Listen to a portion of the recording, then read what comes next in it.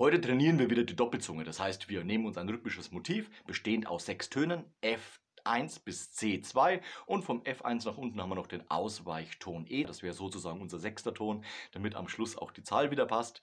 Und wir spielen es erstmal gebunden, damit eben die Luft gut fließt. Danach eine kleine Zwischenübung für die Koordination der Finger und der Zunge und letztendlich natürlich dann der Übertrag auf unsere Trompete, damit wir diese Strecke dann natürlich auch in Doppelzunge spielen können. Ich spiele euch das grundlegende Motiv mal vor.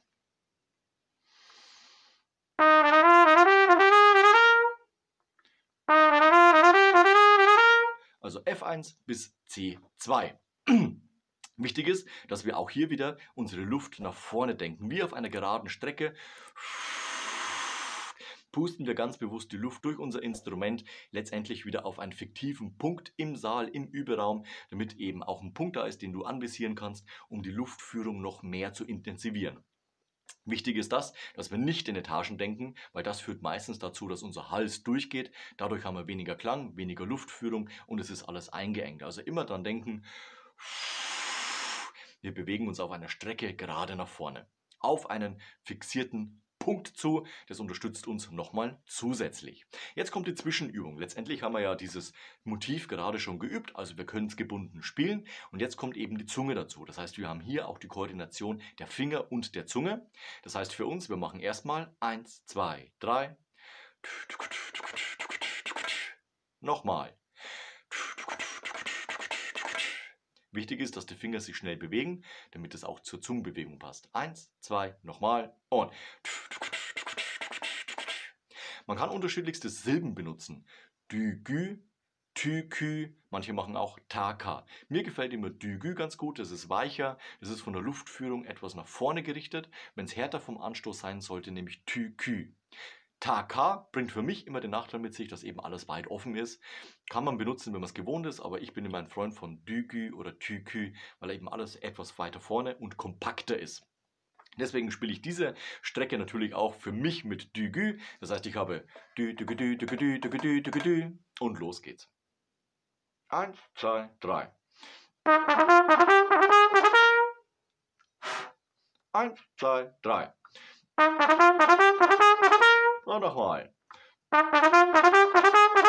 Und nochmal. Und Tempo. 1, 2, 3.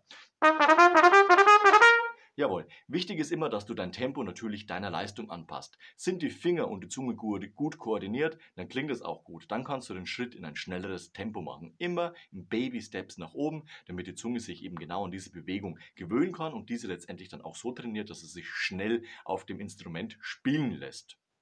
Das dauert eine gewisse Zeit, aber du wirst merken, du kannst es auf andere Stellen bei deinem Trompetespielen übertragen und profitierst also wirklich davon, dass du dir am Anfang Zeit lässt und Schritt für Schritt das eben aufbaust. Wichtig ist natürlich auch, wenn man die Doppelzunge spielt, dass man nicht immer nur dieses Dü-gü, einmal diese Silbe hat und danach wieder einen stabilen Tü-Anstoß, sondern dass wir auch mal in der Doppelzunge eine längere Strecke spielen müssen. Da empfehle ich immer, dass du dir einen Startton und einen Zielton nimmst, wie zum Beispiel F1 zu C2 und zwar auf dem direkten Weg. Dügü-dügü-dü, Dügü-dügü-dü. Auch hier wieder erstmal gebunden spielen, damit man einfach lernt, nach oben zu kommen. Nach vorne denken. Luft. Wenn das gut klingt und du das Mezzo forte forte gut spielen kannst, dass die Luft eben gut führt, dann kommt wieder unsere Zwischenübung. Dügü-dügü-dü, Dügü-dügü-dü, Dügü-dügü-dü. Dügü-dügü-dü. Und jetzt aufs Instrument übertragen. 1, 2, 3.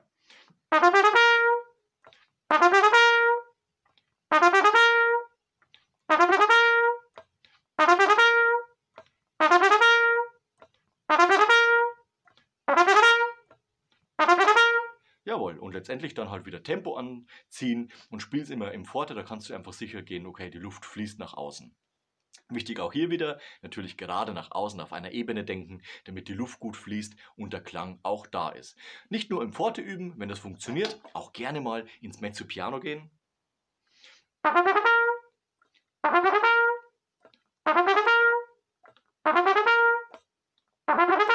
Ja, damit man nicht immer nur brutal und laut spielt, sondern dass man das Ganze eben auch dementsprechend leiser musizieren kann. Das sind die Übungen, die ich dir in diesem Video vorstellen möchte. Baue das in dein tägliches Üben ein in deine Routine und du wirst merken, dass du auch da ein bewusstes Zungengefühl bekommst und auch diese auf andere Strecken in deiner Literatur übertragen kannst. Dabei wünsche ich dir viel Erfolg. Schreib gerne in die Kommentare, wie es bei dir funktioniert oder was deine täglichen Überroutinen sind betreffend der Doppelzunge. Ansonsten sehen wir uns nächste Woche zu einem neuen Video rund ums Trompete spielen. Bis dahin, ciao, euer Nico.